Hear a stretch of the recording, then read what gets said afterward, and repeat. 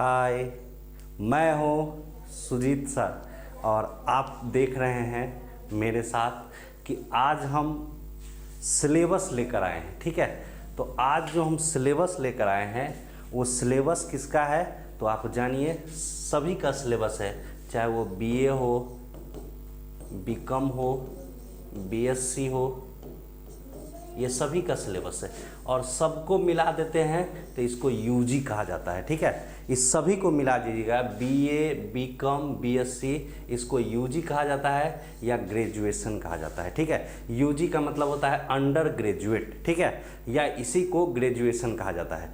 बहुत सा चेंजिंग आया है ग्रेजुएशन में।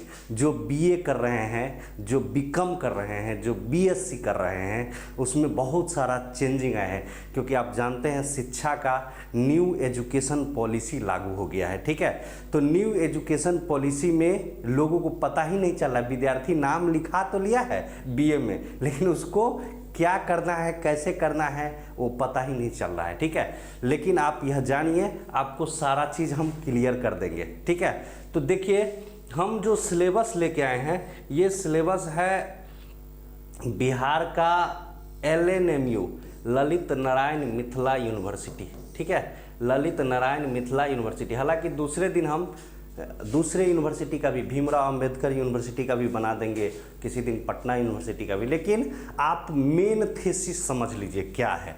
देखिए, अब जो ग्रेजुएशन होगा ये बच्चों के लिए थोड़ा सा अच्छा है। इसलिए अच्छा है, या आप उसकी भाषा में, बच्चों के भाषा में कहें तो उसके लिए कठिन है। उसके लिए क्या है?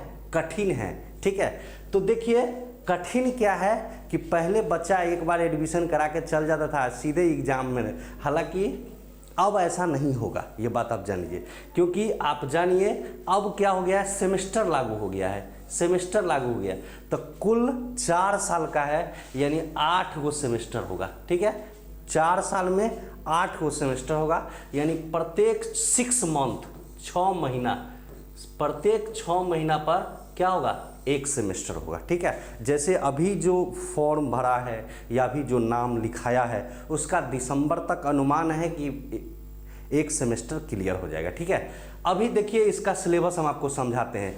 इसका पूरा मान लीजिए अंग्रेजी है या कोई दूसरा सब्जेक्ट है, कोई भी दूसरा सब्जेक्ट है, अंग्रेजी है, प्रैक्टिकल वाला का क्या स्थिति है वो भी हम बता देंगे। ठीक है, तो देखिए पहले मान लीजिए अंग्रेजी कोई लिया है तो ठीक है, तो अंग्रेजी ऑनर्स लिया हुआ है। ठीक है, तो उसमें सब्जेक्ट अब मेजर, माइनर, वो सब क्या होता है वो सब हम क्लियर कर देते हैं। तो देखिए इसमें एक पेपर का 100 नंबर है। एक पेपर कितने का होंगे? 100 मार्क्स का। तो 100 मार्क्स कैसे पूरेगा? तो 70 नंबर थ्योरी और 30 नंबर CIA। बहुत लोग कोई पते नहीं है कि CIA क्या है। ठीक है, ये 70 नंबर कॉलेज का काम नहीं है, ये 70 नंबर यूनिवर्सिटी का काम है। जो आप बाहर से जो फॉर्म भर के आप एग्ज़ाम देते हैं सब बार, वो एग्ज़ाम 70 नंबर का होगा। ये 30 नंबर एग्ज़ाम जो होगा वो कॉलेज के अंदर लेगा। ठीक है, तो अभी हम बताते हैं CIA क्या है। तो ये CIA जो होता है वो ये CIA, ठीक है, CIA का मतलब हम समझते हैं, कॉलेज जो है वो इंटरनल रूप से कंडक्ट करवाती है। ठीक है, तो इसको क्या कहते हैं इसको समझ लीजिए। CIA का फुल फॉर्म होता है सर्टिफाइड इंटरनल ऑडिटर। CIA का फुल फॉर्म होता है सर्टिफाइड इंटरनल ऑडिटर। ये सर्टिफाइड इंटरनल ऑडिटर जो है वो 30 नंबर का है। सर्टिफाइड इंटरनल ऑडिटर का मतलब आपको ये फ्री में नहीं मिलेगा, ये जान लीजिए। आपको कॉलेज में एग्ज़ाम देना पड़ेगा और वो कॉलेज वाले तय करेंगे और आप जितना लिखेंगे उतना ही मार्क्स मिलेगा। और ये एकदम बाध्य है कि वही क्वेश्चन पूछे जाएंगे जो कॉलेज में शिक्षक आपको क्लास में पढ़ाएं। यहाँ तो बच्चा क्लास ही नहीं किया है। बहुत सारे ऐसे बच्चे हैं हमारे यहाँ जो हम बताते हैं, वो सीधा एग्ज़ाम लिखा के कहाँ चल गए, दिल्ली चल गए, पंजाब चल गए, कोई मुंबई चल गए कमाने के लिए। अभी उसको दोस्त फ़ोन किया है कि रे वो तो एग्ज़ाम लग गया है, समझा, तो वो धड़ाक से पहुंचा है क्या। अब उसको नहीं पता है CIA क्या है, न एग्जाम के बारे में पता है, सीधे वो क्या किया है धड़ाक से। अभी उसको समझे नहीं आ रहा है कि हम क्या करें। अरे भाई, अब जब आप ग्रेजुएशन में नाम लिखाते हैं तो एक डिग्री है और उसको आप परिपूर्ण करने के लिए उसको क्लास जाइए, उस संसाधन बहुत सारे हैं उसका यूज कीजिए। हालांकि मेरे यहाँ कुछ कॉलेज में संसाधन का अभाव है, मैं इस बात का चर्चा जरूर करूँगा, केवल विद्यार्थी को ही दोषी नहीं दूंगा, संसाधन भी नहीं है, अच्छे अच्छे टीचर का भी अभाव है, वहाँ जाते हैं बच्चों को दिक्कत भी होता है। सबसे बड़ी बात है कि वहाँ ये जो लागू करते हैं शिक्षा को, जो भी सरकार को इस पर मंथन करना चाहिए, सचिव को इस पर मंथन करना चाहिए कि बच्चे जो दूर के बच्चे हैं वो कहाँ रहेंगे, उसके लिए हॉस्टल की फैसिलिटी आपको अवेलेबल करानी चाहिए। लड़की के लिए शायद ही इस आसपास में हॉस्टल अवेलेबल है, हमने जाकर पता किया मिथिला यूनिवर्सिटी में, तो लड़का के लिए हॉस्टल मतलब टूटा फूटा लड़का तक कैसे भी रह लेगा ना, लड़की के लिए थोड़ा सा सिक्योरिटी ज़्यादा ठीक ठाक होना चाहिए तभी रहेगी। लड़की के लिए हमने पता किया तो कोई हॉस्टल ही नहीं था, ये थोड़ा सा मुझे तकलीफ लगा। ठीक है, तो अब हम चलते हैं इस पर, इसका सिलेबस क्या है। ठीक है, तो अब हम आपको चलते हैं आगे, तो आगे देखिए चलते हैं, पहले CIA समझा देते हैं। देखिए एक कॉलेज का हमने लाया है, एक कॉलेज का हमने लाया है, ये कॉलेज है कौन सा वो भी हम क्लियर कर देते हैं। ललित नारायण मिथिला यूनिवर्सिटी का एक कॉलेज है, CM कॉलेज है। ठीक है, बहुत लोग को पता नहीं चलता है कि उसका क्या क्या सब्जेक्ट है, कैसे क्या है। ठीक है, तो देखिए ये CM कॉलेज दरभंगा का है, ये कॉलेज है जो LNMU में आता है, ललित नारायण मिथिला यूनिवर्सिटी के अंतर्गत आता है।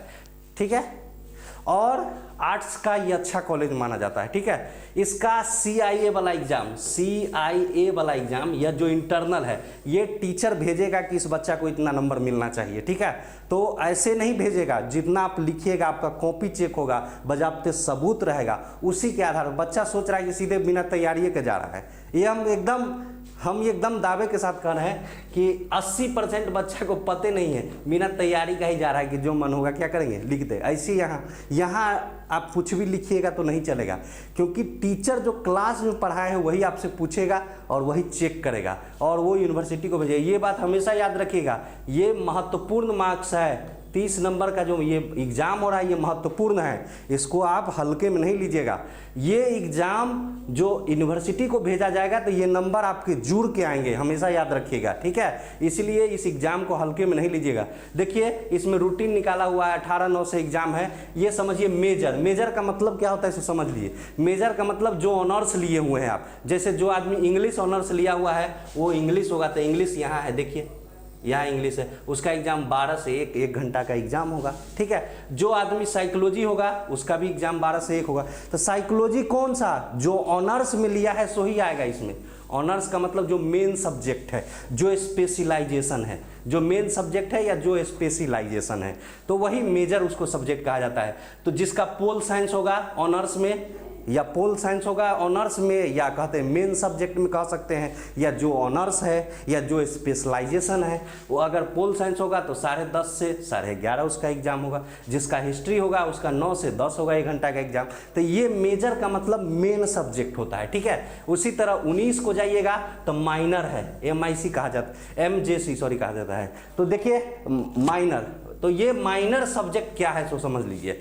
तो माइनर सब्जेक्ट जो है वो माइनर का मतलब है कि जो मेन नहीं है, सब्सिडियरी है, जो सब्सिडियरी है, यानी मेन के बाद जो सब्सिडियरी आप जब आप नाम लिखाए थे, तो माइनर एक सब्सिडियरी एक सब्जेक्ट आया था।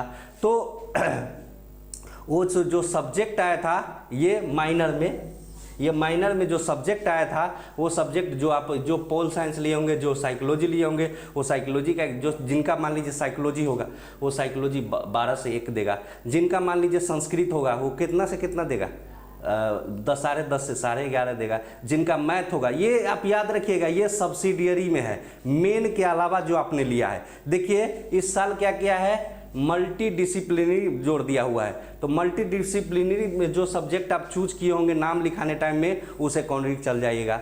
स्किल इन्हेंसमेंट कोर्स लिए होंगे उसमें चल जाएगा। ठीक है, MIL ये तो पहले से जान रहे हैं, ये दोनों जानना आपके लिए काफ़ी जरूरी था। मेजर का मतलब मेन सब्जेक्ट होता है, माइनर का मतलब क्या होता है, जो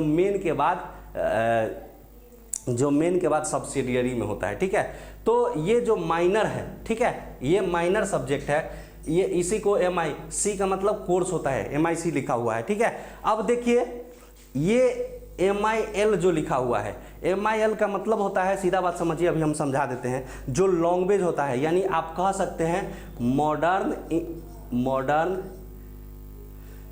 Indian language, modern Indian language. तो जो लैंग्वेज है वो ले सकते हैं, हिंदी इंग्लिश सब आदमी मॉडर्न इंडियन लैंग्वेज में, हालांकि कोई मॉडर्न इंडियन लैंग्वेज, ठीक है, कोई आदमी इसको क्या करता है मॉडर्न इंग्लिश लैंग्वेज भी कहता है, ठीक है, मॉडर्न इंग्लिश लैंग्वेज भी कहता है, ठीक है। अब देखिए और लेकिन इंग्लिश नहीं हो सकता है, क्यों?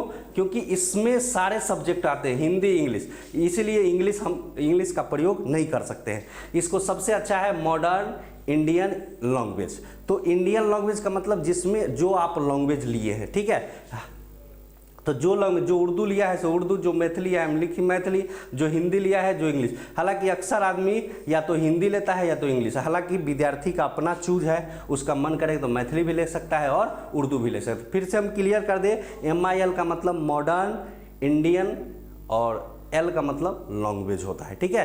ये इंग्लिश कभी भी कहने का गुस्ताखी न कीजिए, हालांकि कुछ लोग कहते हैं लेकिन वो सूट नहीं करता है, हमेशा याद रखिए। तो ये 30 नंबर काफ़ी यूज का है, और 70 नंबर जो है वो बाद में आपको एग्जाम होगा, जो नवंबर दिसंबर में एग्जाम। तो 30 नंबर यहाँ से जो मिलेगा वो इम्पोर्टेंट है, इसको आप हल्के में नहीं लीजिए। हालांकि आप यह जानिए कि बहुत खुशी की बात यह है कि अब अच्छा हो गया है ये सब कुछ, हालांकि बच्चों को थोड़ा कठिन लग रहा है, लेकिन सब कुछ क्या हो गया है, अच्छा हो गया है अब, ठीक है।